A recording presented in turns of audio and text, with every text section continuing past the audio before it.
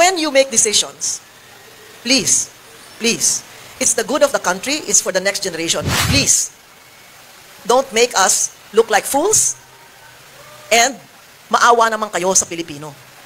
Kasi binabaliwala ninyo yung suliranin ng taong bayan. Binabaliwala nyo, hindi nyo pinapansin. Yung may reklamo, wala lang, baliwala lang lahat yan. Kasi sayawan lang, party lang, sige, biyahe lang tayo, okay. Hindi yan sarili nyong alkansya. Kaya mag-ingat po kayo.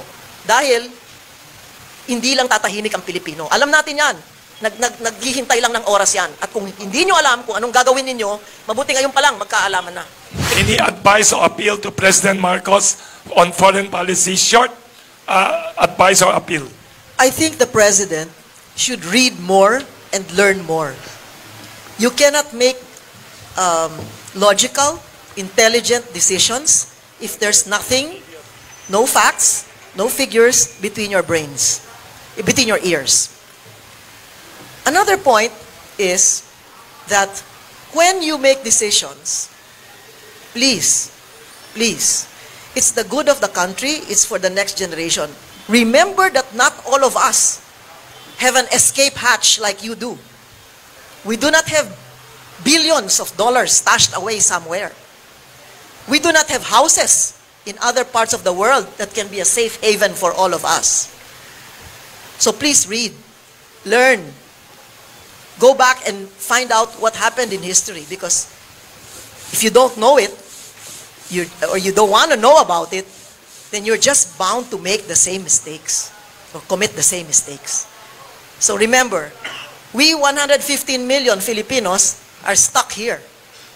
You have the freedom to fly anytime you want. You can have all the jets. You can buy all the houses, the palaces, the mansions that you want. And all the spending money that you could not even finish in how many 100 lifetimes.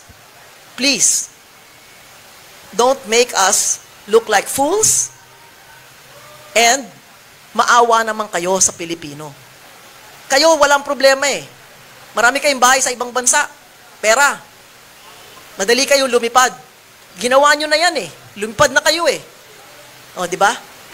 So, yun lang ang aking masasabi. Kawawa naman po kami. At hindi lang mahihirap ang kawawa. Yung middle class na paunti-unti nawawala.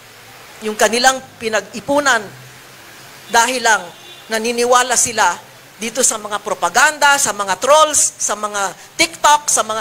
Hindi po yan ang kailangan namin eh. Kasi binabaliwala ninyo yung suliranin ng taong bayan. Binabaliwala nyo, hindi nyo pinapansin. Yung may reklamo, wala lang, baliwala lang lahat yan. Kasi sayawan lang, party lang, sige, biyahe lang tayo, okay. Okay lang sana kung maunlad yung bansa natin. Ngayon, meron pang Maharlika Fund. Di ba? Nakita natin sa Sweden, sa ibang bansa, na lusaw lahat yung pondo. Ang daming mga pera ng GSIS, SSS, o kung ano pa mang government institutions na ilalagay nyo dyan. hindi yan sarili nyong alkansya. Kaya mag-ingat po kayo. Dahil, hindi lang tatahimik ang Pilipino. Alam natin yan. Naghihintay lang ng oras yan. At kung hindi nyo alam kung anong gagawin ninyo, mabuti ngayon pa lang, magkaalaman na. Yun po. Thank you. We have time for closing statement. Thank you very much, Senator Cosette. Short closing statement to summarize your views about the appeal to end war, EDCA, and to prevent the Ukraine situation in the Philippines. Short closing statement.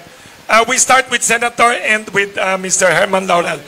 Senator, short closing statement to summarize all your views. Ako po'y nagpapasalamat na merong ganitong Kamuning Bakery Cafe forum. Dahil dito po, liliwanagan ang ibang mga issue at magsasalita rito po ay sa katotohanan lang at doon sa talagang sinasaloob at sinasapuso yung mga binabanggit na mga opinyon. Wag niyo pong mamasamain sinasabi namin ang aming sinasabi. Dahil lahat ng gusto magsalita, wala pong ganitong klaseng oportunidad, wala pong ganitong klaseng forum.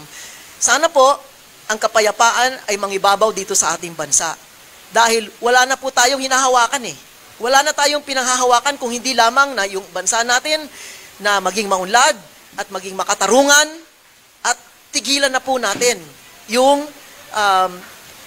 pagkikiling dun sa mga gumagawa ng gulo at dun sa magdadala sa atin sa gulo. No? Let's stop it. Stop these games. Wala tayong kikitain dyan. Kung may kumita man, baka ibang kontratista kikita. O, di ba? O, yung mga ibang stockholder, bibili ng stocks dun sa mga kumpanya na gumagawa ng mga tangke at gumagawa ng mga fighter jets, mga barko. Sila lang ang kikita dyan. Lahat tayo talo pagka nagkagulo dito. No? Kaya mahal natin yung ating bansa, pero hindi natin masasabi na yung mga desisyon ng liderato ay dahil mahal nila yung ating bansa. Yun po ang ating malaking problema.